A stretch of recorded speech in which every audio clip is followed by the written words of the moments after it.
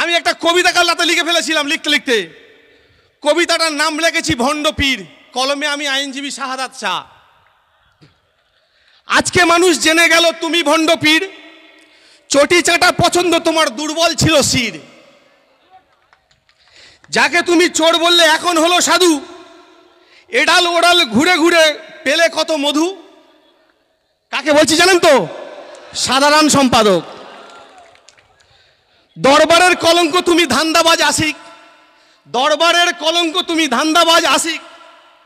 সার্থক তোমার নামের মানে ওহে ড্যাশ সিদ্দিক। আমি নামটা ধরবো না, কারণ ও বলেছে যাদের জানাজা পড়া হারাম, ও সেই দলে নাম লিখিয়েছে, সেই জন্য নাম আমরা মুখে নেব না। যাই হোক, একটু মনোযোগ সহকারে শুনবেন। ইমানদার চোর হলো রাখতে আপন মান, কত সহজে বিকিয়ে দিলে পরিবারের সম্মান।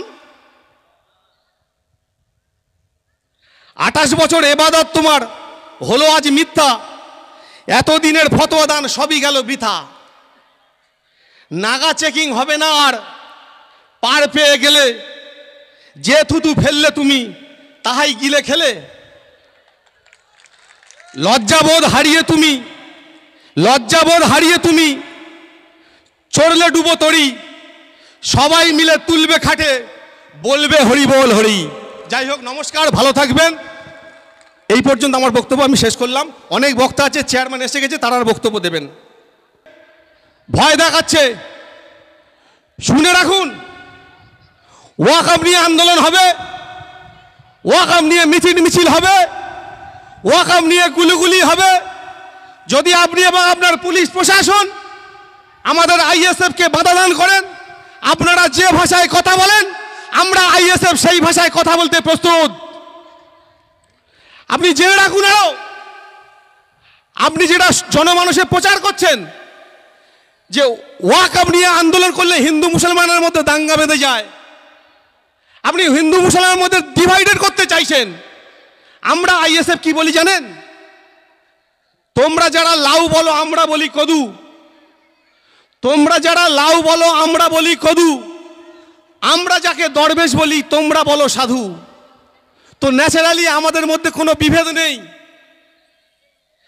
আমাদের রক্ত সবার লাল। আপনারা ওয়াকফ নিয়ে আন্দোলন করলে ধর্মীয় বিভাজন দেখছেন, ধর্মের বাতাবরণ তৈরি করছেন, আপনারা সাম্প্রদায়িক সম্প্রীতি নষ্ট করার চেষ্টা করছেন। অনেক হিন্দু ভাই এখানে আছেন, আমাদের অনির্বাণও আছে। আমরা আপনাদেরকে বলতে চাই যে এই আন্দোলন হচ্ছে আপনাদের বিরুদ্ধে নয়, কোন একটা ব্যক্তিগত সম্প্রদায়ের বিরুদ্ধে নয়। এই আন্দোলন আমাদের সংবিধানের বিরুদ্ধে, আমাদের সংবিধানের মৌলিক অধিকার হরণ হচ্ছে, সেই সংবিধানের বিরুদ্ধে আমাদের লড়াই। যাই হোক, বক্তব্য দেওয়ার অনেক কিছু ছিল, কিন্তু আমার মস্তিষ্ক কাল থেকে একটু অন্যরকম হয়ে গেছে একটা খবর দেখে। খবরটা কি জানেন? একটা সোশ্যাল মিডিয়া একটা বাক্য ভেসে ভেসে বেড়াচ্ছে, তো আমি একটু বলি, আপনারা বুঝতে পারবেন। একটা MA পাস ছেলে একটা মেয়ের দেখাশোনায় গিয়েছে, গিয়ে যখন দেখাশোনা চলছে তখন মেয়েকে জিজ্ঞেস করা হচ্ছে তোমার কোয়ালিফিকেশন কি। তখন মেয়েটা উত্তর দিচ্ছে MFIAS। এখন বরপক্ষ MA পাস ছেলে, এ তো এই কোয়ালিফিকেশন জীবনে শোনেনি, এ হতবাক হয়ে গেছে।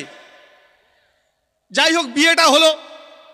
যখন বউ বাড়ি নিয়ে এলো, বউয়ের কাছে কাছে কানে কানে জিজ্ঞেস করছে যে তোমার কোয়ালিফিকেশন জানতে চাইলাম, তুমি বললে MFIAS, এর মানেটা কি? তখন বউটা তার স্বামীর কানে কানে বলছে, এর মানেটা শুনবেন, এর মানেটা হচ্ছে matric fail in all subject. তো আপনি যাকে কাল রাতে দলে নিলেন, সাধারণ সম্পাদক করলেন, তার তো 2 পয়সা দাম নেই, তার পাশে তো একটাও দল নেই।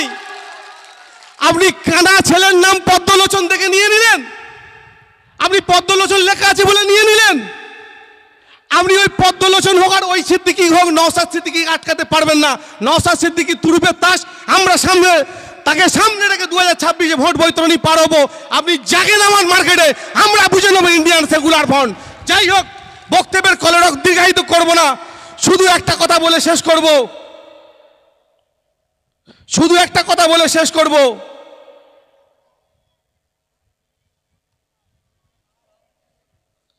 আমি একটা কবিতা কাল রাতে লিখে ফেলেছিলাম, লিখতে লিখতে কবিতাটার নাম লিখেছি ভণ্ড পীর, কলমে আমি আইনজীবী শাহাদাত শাহ। আজকে মানুষ জেনে গেল তুমি ভণ্ড পীর, চটি চাটা পছন্দ তোমার, দুর্বল ছিল শির। যাকে তুমি চোর বললে এখন হলো সাধু, এডাল ওডাল ঘুরে ঘুরে পেলে কত মধু। কাকে বলছি জানেন তো? সাধারণ সম্পাদক। দরবারের কলঙ্ক তুমি ধান্দাবাজ আশিক, দরবারের কলঙ্ক তুমি ধান্দাবাজ আশিক, সার্থক তোমার নামের মানে ওহে ড্যাশ সিদ্দিক। আমি নামটা ধরবো না, কারণ ও বলেছে যাদের জানাজা পড়া হারাম, ও সেই দলে নাম লিখিয়েছে, সেই জন্য নাম আমরা মুখে নেব না। যাই হোক, একটু মনোযোগ সহকারে শুনবেন। ইমানদার চোর হলো রাখতে আপন মান, কত সহজে বিকিয়ে দিলে পরিবারের সম্মান। 28 বছর এবাদত তোমার হলো আজ মিথ্যা, এতদিনের ফতোয়া দান সবই গেল বৃথা। নাগা চেকিং হবে না আর, পার পেয়ে গেলে যে থুতু ফেললে তুমি তাহাই গিলে খেলে। লজ্জাবোধ হারিয়ে তুমি চড়লে ডুবো তরি, সবাই মিলে তুলবে খাটে, বলবে হরি বল হরি। যাই হোক, নমস্কার, ভালো থাকবেন।